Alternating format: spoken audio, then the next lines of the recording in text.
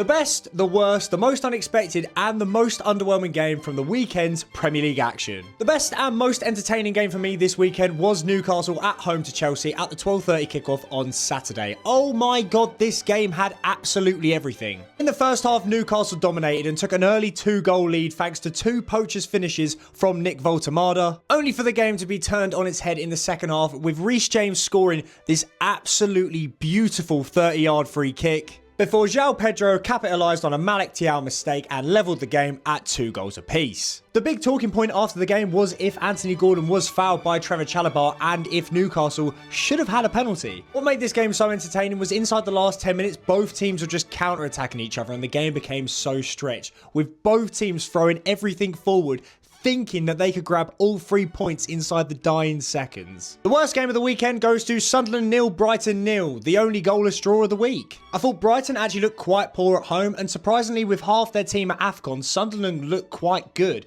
but just lacked that final end product to take all 3 points back up north. Brighton's goalkeeper Verbruggen actually had a lot to say in this, coming up with some absolutely extraordinary saves to keep the game goalless and the point in Brighton's favour. But yeah, worst game of the week goes to a goalless draw. Moving into the most unexpected game of the match week, and it is Leeds versus Crystal Palace. Simply because, who saw this result coming? An absolute battering at Ellen Road. The man at the moment and the man in red hot form right now, Dominic Calvert-Lewin, grabbed another 2 goals versus Crystal Palace, making it 6 in his last 5 league games. In their last 5 games, Leeds have picked up 8 points out of a possible 15. And in that time, they've played Liverpool, Manchester City and Chelsea. A serious turnaround for Daniel Farke.